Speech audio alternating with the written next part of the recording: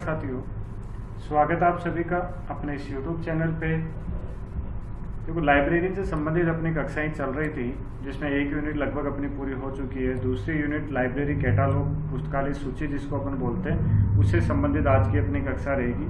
तो library grade 3 से संबंधित 15 टेस्टों की सीरीज हमारे ऐप पे अवेलेबल है। ऐप आप गूगल प्ले स्टोर में जाकर नोबल इंस्टीट्यूट सीकर के नाम से ऐप को डाउनलोड कर सकते हैं, या वीडियो के डिस्क्रिप्शन में भी ऐप का लिंक आपको दिया गया है। तो दोस्तों, शुरू करते हैं आज की कक्षा, पुस्तकालय सूची लाइब्रेरी कैटालॉग। देखो, लाइब्रेरी कैटालॉग पुस्तकालय सूची क्या होती है? पुस्तकालय सूची पुस्तकालय संग्रह की कुंजी है। बिल्कुल, ये बात आपको याद रखनी। कई बार हूबहू है ये कि ये लाइन आपको मिल जाती है कि पुस्तकालय संग्रह की कुंजी किसे माना जाता है? तो पुस्तकालय सूची को पुस्तकालय संग्रह की कुंजी माना जाता है।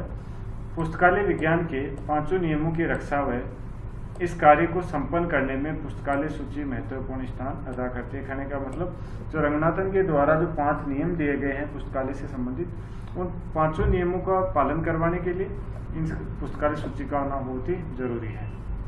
देखो, सूची का निर्माण तकनीकी प्रक्रिया है। कहने का मतलब एक टेक्निकल प्रोसेस है, जिसे पूरा किया जाना पुस्तकालय सेवा प्रदान करने हेतु आवश्यक है। मतलब पुस्तकालय सूची के बिना पुस्तकालय सेवा और मतलब सटीक पुस्तकालय सेवा प्रदान नहीं की जा सकती। अब देखो, कैटालॉग शब्द ग्रीक भाषा के कैटालोगस शब्द से बना है। बिल्कुल ध्यान में होना चाहिए कि कैटालॉग शब्द है वो ग्रीक भाषा के कैटालोगस शब्द से बना है। कैटा का शाब्दिक अर्थ है अनुसार या से है।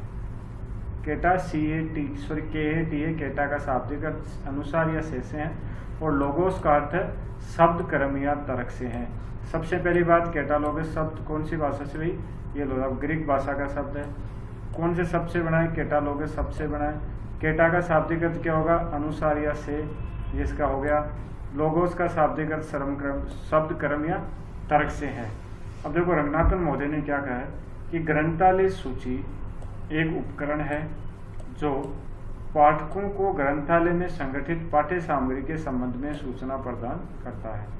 रंगनाथन महोदय कह रहे हैं कि ग्रंथालय सूची एक उपकरण है जो पाठकों को ग्रंथालय में संग्रहित पाठ्य सामग्री के संबंध में सूचना प्रदान करता है। फिर आगे है चार्ल्स एमी कटर। इन्होंने क्या कहा? देखो कि पुस्तकालय सूची पुस्तकों की एक तालिका है जो किसी निश्चित योजना के अनुसार व्यवस्थित होती है। जेम्स ब्राउन के अनुसार पुस्तकालय सूची ग्रंथों तथा उनमें वर्णित विषय सामग्री खोजने के लिए सुव्यवस्थित तालिका कुंजी है। बिल्कुल साहब, ये Charles Ammi Cutter, James Brown और रंगनाथन के द्वारा पुस्तकालय सूची की अलग अलग परिभाषाएं अपने सामने रखी गई है।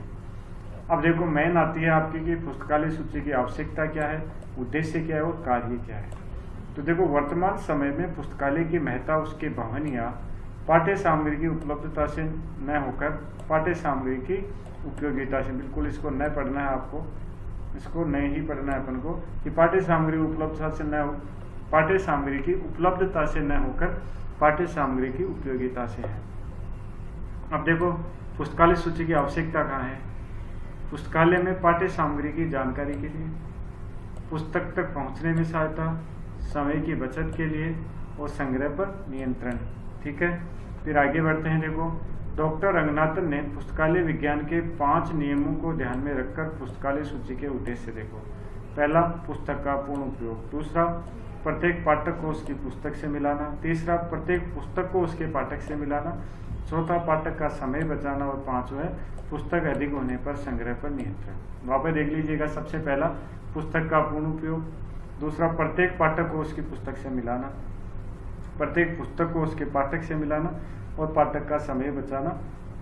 और पुस्तक अगर अधिक हो जाती है तो संग्रह पे नियंत्रण करना किसका उद्देश्य होता है? भाई, पुस्तकालय सूची का उद्देश्य होता है। आगे देखिएगा, चार्ल्स एमी कटर ने 1876 में अपनी पुस्तक Rules for Dictionary Catalog, Charles Ammi Cutter की पुस्तक का क्या नाम है भाई? Rules for Dictionary Catalog. कब हुई? 1876 में इसने अपनी पुस्तक लिखी। में पुस्तकालय सूची के उद्देश्यों का वर्णन निम्न प्रकार किया। पहला, किसी व्यक्ति को अविशिष्ट पुस्तक प्राप्त करने में सामर्थ्यवान बनाना, यदि उसे लेखक का पता हो, शीर्षक का पता हो या विषय का पता हो।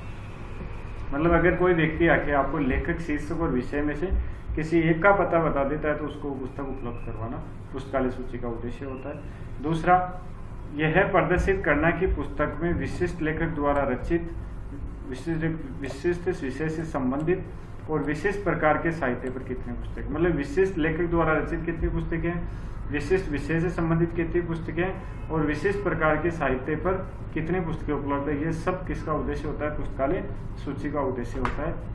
आगे देखिए तीसरा, पुस्तक के चयन में सहायता प्रदान करना, जहाँ तक पुस्तक के संस्करण की बात हो या पुस्तक के लक्षण या पुस्तक के अंदर जो मैटर है उसकी बात हो, पाठ्य सामग्री की बात हो। तो ये सारे देखो चार्ल्स एमिकटन ने 3 बताए कि एक तो ये कि अगर किसी को लेखक, शीर्षक या विषय का ज्ञात हो तो उसको पुस्तक अवेलेबल करवाना। दूसरा है विशिष्ट लेखक द्वारा रचित कितनी पुस्तकें हैं, किसी विशिष्ट विषय से संबंधित कितनी पुस्तकें हैं और विशेष प्रकार के साहित्य पर कितनी पुस्तकें, ये सब जानकारी पुस्तकालय सूची के द्वारा प्रदर्शित होती है। तीसरा इसमें उन्होंने बताया कि पुस्तक चयन में सहायता प्रदान करना, जैसे पुस्तक के अलग अलग संस्करण होते हैं उनकी जानकारी देना, पुस्तक के अंदर क्या समाहित है उसकी जानकारी देना। आगे देखिए पुस्तकालय सूची के कार्य, पुस्तक के संबंध में संपूर्ण जानकारी प्रदान करना। एक तो पुस्तकालय सूची का क्या होता है, प्रमुख कार्य होता है। तो पुस्तक के संबंध में संपूर्ण जानकारी प्रदान करना पुस्तकालय सूची का प्रमुख कार्य होता है, ध्यान में रखने वाली बात है भाई। ठीक है, आगे देखो पुस्तकालय में किसी लेखक द्वारा रचित उपलब्ध पुस्तकों के लिए नाम सूची का, मतलब कितनी पुस्तकें उन सब का एक ब्यौरा बनाना, शीर्षक बनाना, शीर्षक सूची बनाना। फिर आगे क्या है देखो, आगे हो गया आपका पुस्तक की सीरीज व खंड के लिए सीरीज और वॉल्यूम एंट्री का निर्माण करना, मतलब कितनी सीरीज है कितने खंड है उसके अकॉर्डिंग उसकी वॉल्यूम के अकॉर्डिंग एंट्री बनाना पुस्तकालय सूची का कार्य होता है। आगे विषय सूची का निर्माण करना, कौन से विषय की कितनी पुस्तकें उन सब की सूची बनाना। पुस्तकालय में उपलब्ध पुस्तकों की पूरी जानकारी पाठक को उपलब्ध कराना, बिल्कुल जी। पुस्तक चयन में सहायता पहुंचाना भी पुस्तकालय सूची का कार्य है। पुस्तक के संपादक व सहयोगी की जानकारी प्राप्त करना, यह भी पुस्तकालय सूची का कार्य होता है। पुस्तकालय में पुस्तक कहाँ स्थित है इस बात की जानकारी प्रदान करना भी पुस्तकालय सूची का कार्य है। वापस एक देखो, पुस्तकालय सूची पुस्तकालय संग्रह की कुंजी है, इंपॉर्टेंट लाइन है, ध्यान रखना भी। अब आगे आते हैं देखो, लाइब्रेरी कैटालॉग में एक बिब्लियोग्राफी, जिसको अपन वाङ्मय ग्रंथ सूची बोलते हैं। बिब्लियोग्राफी शब्द बिब्लियोन शब्द से बना है, बिल्कुल साहब डायरेक्ट याद रखिएगा कि बिब्लियोग्राफी शब्द कौन से शब्द से बना है, बिब्लियोन शब्द से बना है। और बिब्लियोन का अर्थ क्या होता है, ग्रंथों के भंडार की सूची। देखो जो दुर्लभ ग्रंथ होते हैं उनसे संबंधित जो सूची बनाई जाती है, या अपन कह सकते हैं किसी डिपार्टमेंट से संबंधित, या अपन ये कह सकते हैं कि कोई जो पुस्तक विक्रेता है, कोई पुस्तक संपादक है, मतलब जो व्यवसायिक कार्य के लिए जो सूची बनाई जाती है वो बिब्लियोग्राफी की श्रेणी में आती है। देखो बिब्लियोग्राफी और जो लाइब्रेरी कैटालॉग है, बिब्लियोग्राफी और जो आपके लाइब्रेरी कैटालॉग है, दोनों का शाब्दिक अर्थ एक ही होता है। बिब्लियोग्राफी किस लिए बनाई जाती है, किसी खास संस्थाओं, प्रकाशकों व सप्लायर से संबंधित सूची बिब्लियोग्राफी होती है। यह राष्ट्रीय व अंतर्राष्ट्रीय स्तर पर प्रकाशित हो सकती है, लेकिन आपकी जो पुस्तकालय सूची वो पुस्तकालय तक सीमित रहती है। इसका उपयोग व्यावसायिक कार्यों हेतु किया जाता है। यह ज्ञान संग्रह की कुंजी है और ये जो ग्रंथ सूची सेवा प्रकार की संदर्भ सेवा है। तो दोस्तों ये थी अपनी आज की लाइब्रेरी कैटालॉग से संबंधित पहली कक्षा। बहुत जल्द आगे की कक्षा लेके आपके सामने आएंगे। अगर अभी तक आपने चैनल को सब्सक्राइब नहीं किया तो प्लीज़ चैनल को सब्सक्राइब कीजिए। वीडियो पसंद आता है तो लाइक और शेयर जरूर कीजिए। मिलते हैं दोस्तों अगली कक्षा में, तब तक के लिए नमस्कार, जय हिंद, जय भारत।